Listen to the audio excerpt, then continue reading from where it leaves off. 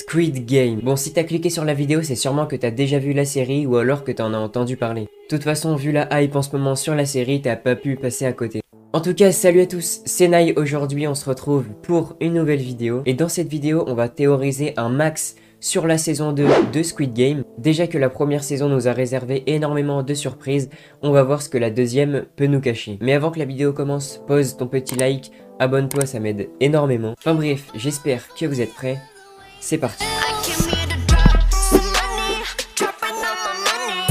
Du coup, j'ai pas envie de dire mon avis sur la première saison, on va direct rentrer dans le vif du sujet, on va théoriser la saison 2. Mais en quelques mots, franchement, en regardant cette série, je m'attendais vraiment pas à ça et je l'ai trouvé plutôt incroyable. Et sans plus tarder, on commence avec la première théorie.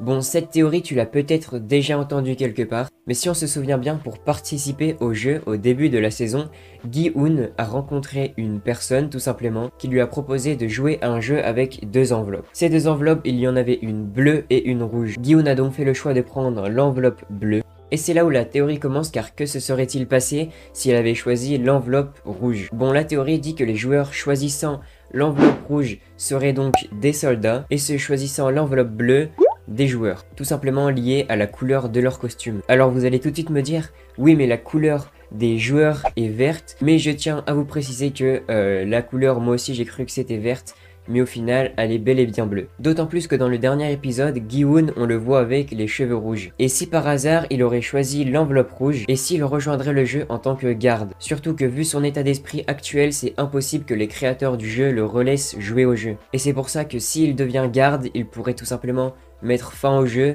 essayer de stopper le créateur du jeu et sauver tous les joueurs. En tout cas, voilà pour la première théorie, je trouve qu'elle est vraiment intéressante, et on passe à la suite.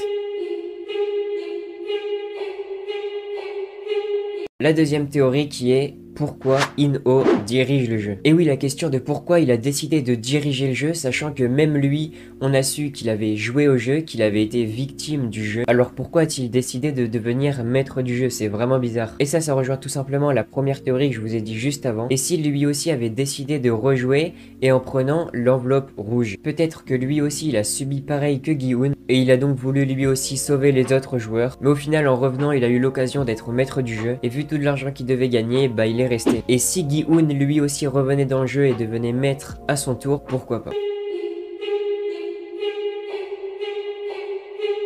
Et on passe à la théorie suivante. La question que tout le monde se pose, est-ce que Jun-Ho est en vie? Alors Jun-Ho, pour moi, il est en vie, c'est presque sûr. Tout simplement car on l'a vu à aucun moment son corps, il est juste tombé dans l'eau et il s'est pris seulement une balle. Vous allez me dire, oui mais une balle c'est mortel. Sauf que là, à aucun moment il s'est pris la balle dans un organe vital.